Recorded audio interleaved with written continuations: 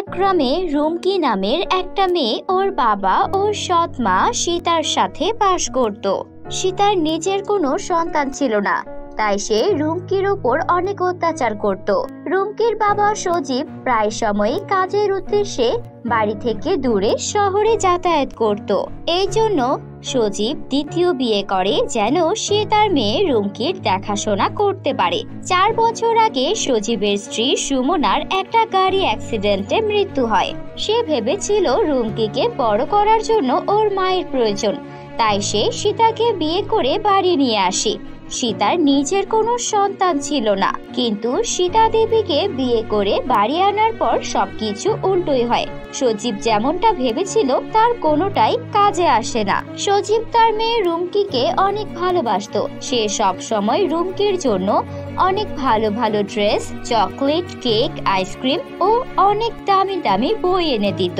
ওর পড়ালেখার কোনো কিছুর জন্য কোনো কমতি রাখতো না। রুমকি যখন যা চাইতো তাই এনে দিত। সজীব চাইতো ও যেন বাড়িতে বসে মন দিয়ে পড়াশোনা করে। এদিকে সীতা রুমকিকে এত সুন্দর সুন্দর ড্রেস, চকলেট, আইসক্রিম এগুলো খেতে দেখে অনেক বেশি হিংসে করত।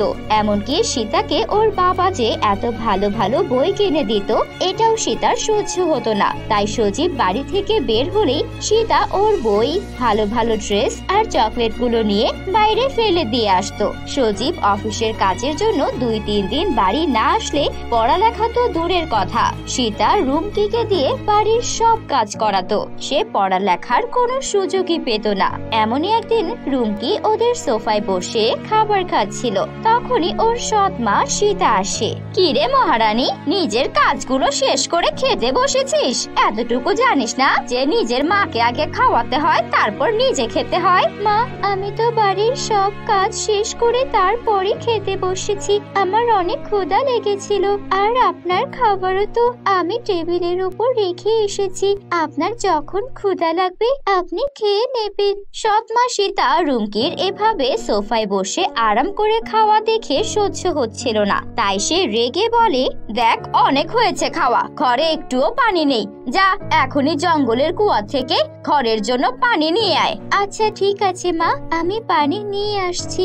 এরপর রুমকি খাবার ছেড়েই একটা বড় বালতি নিয়ে কুয়ো থেকে পানি উঠাতে চলে যায়। ও যখন জঙ্গলের মধ্য দিয়ে কুয়োর কাছেই যাচ্ছিল তখনইও একটা খুব সুন্দর গাছ দেখতে পায়। সেই গাছে অনেক লাল টকটকে ডালিম ধরেছিল। এগুলো দেখে রুমকির অনেক ভালো লাগে। রুমকি লাফিয়ে সেই ডালিমগুলো পাড়ার চেষ্টা করে, কিন্তু সেই গাছটা অনেক উঁচু ছিল, তাই রুমকি একটা ডালিমও পারতে পারে না। অনেকক্ষণ চেষ্টা করার পর রুমকি নিরাশ হয়ে কুয়ো থেকে পানি তুলে ওর বাড়ি ফিরে যায়। এদিকে রুমকি ডালিম পাড়তে গিয়ে অনেক দেরি করে ফেলে। এতে সৎ মা সীতা অনেক রেগে যায়, আর সে রেগে গিয়ে রুমকিকে বলে, কিরে মহারানী, তোকে আমি পানি আনতে এখন পাঠিয়েছি, বাইরে গিয়ে কোথায় হারিয়ে গিয়েছিলি? নিশ্চয়ই পাড়ার ছেলে মেয়েদের সঙ্গে খেলতে চলে গিয়েছিলি, তাই না? তোকে তো আজকে এর শাস্তি পেতেই হবে। আর তোর শাস্তি হলো আজকে সারা দিন তুই কোনো খাবার পাবি না। এখন রান্নাঘরে যা আর আমার জন্য সুস্বাদু খাবার তৈরি কর। যদি তোকে সকালের মতো খাবার খেতে দেখি না, তোর হাত পা ভেঙে ফেলে দিয়ে রাখবো। সৎ মায়ের এমন ধমক শুনে রুমকি বাধ্য হয়ে রান্নাঘরে চলে যায় আর অনেক পরিশ্রম করে সৎ মায়ের জন্য অনেক মজাদার খাবার তৈরি করে। রুমকির অনেক ক্ষুধা লেগেছিল, কিন্তু ওর সৎ মা ওকে একবারের জন্য খাবারের জন্য ডাকে না, নিজেই মজা করে সবটা খাবার খেয়ে নেয়। এরপর রুমকিকে রান্নাঘরের ময়লা থালা বাসন ধোয়ার জন্য পাঠিয়ে দেয়। তারপর কাজ শেষ করে রুমকি খালি পেটে রাতে ঘুমিয়ে পড়ে। পরদিন সকালে উঠে রুমকি রান্নাঘরের সব কাজ শেষ করে, তারপর রান্না করে সকালের খাবার খেতে যায়। তখনই ওর সৎ মা সীতা চলে আসে। সৎ মাকে দেখে রুমকি ভয় পেয়ে যায়। কিরে, রান্নাঘরে চুরি করার মতলবে এসেছিলি নাকি? সত্যি করে বল, কিছু চুরি করে খেয়েছিস? না না মা, আমি কিছু চুরি করিনি।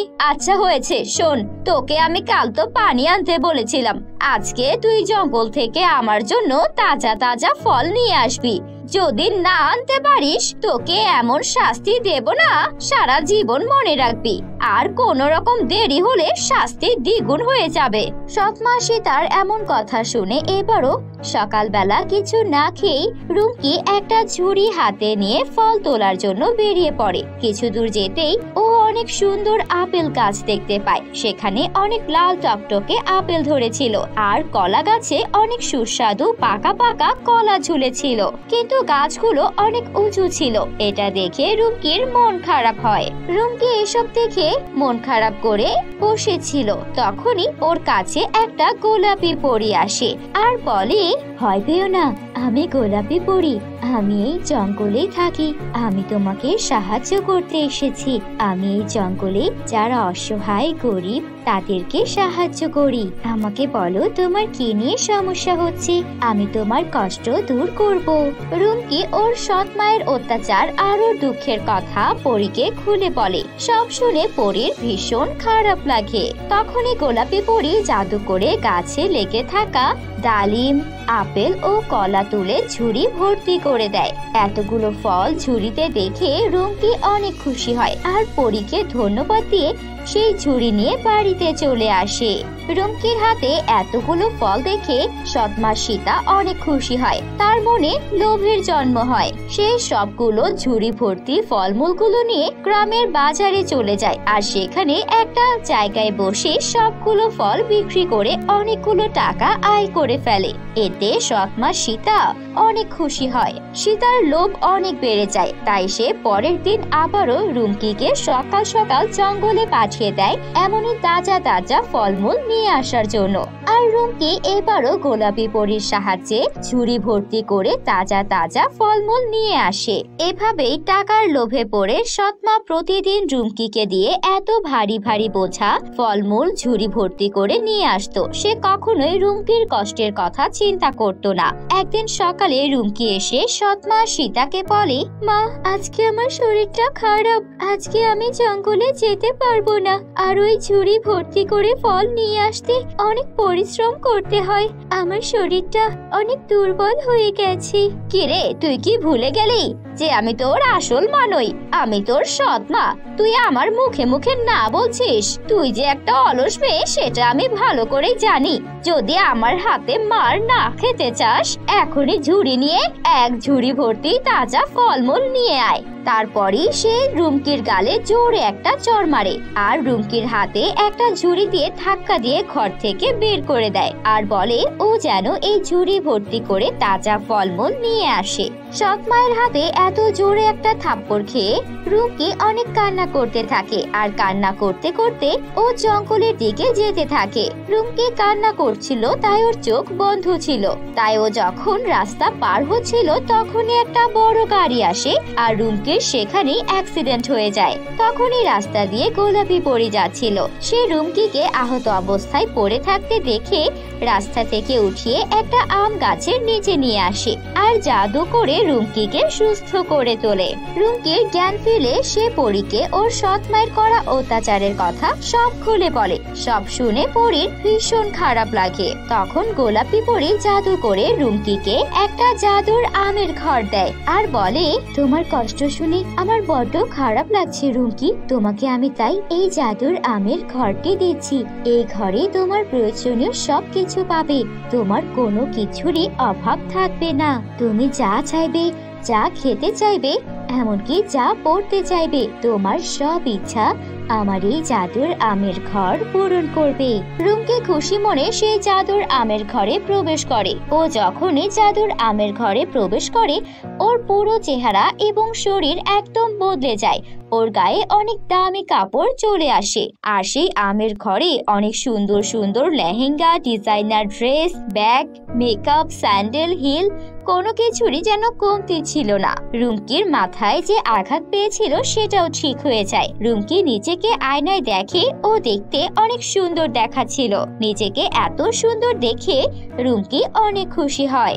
এরপর থেকে রুমকি সেই গোলাপি পরীর দেওয়া জাদুর আমের ঘরেই থাকতে থাকে। ও আর ওর সেই অত্যাচারী সৎমার কাছে ফিরে যায় না। রুমকি অনেক আনন্দে দিন কাটাতে থাকে। তো বন্ধুরা, কেমন লাগলো তোমাদের আজকের এই গল্পটি? কমেন্ট করে জানিয়ে দাও। ভালো লাগলে একটা লাইক করে দিও। আর তোমরা যদি আমাদের চ্যানেলে নতুন হয়ে থাকো, আমাদের চ্যানেলটিকে সাবস্ক্রাইব করে পাশের বেল আইকন অন করে দিও। দেখা হবে আবারও নতুন কোনো জাদুর গল্পে। বাই বাই বন্ধুরা।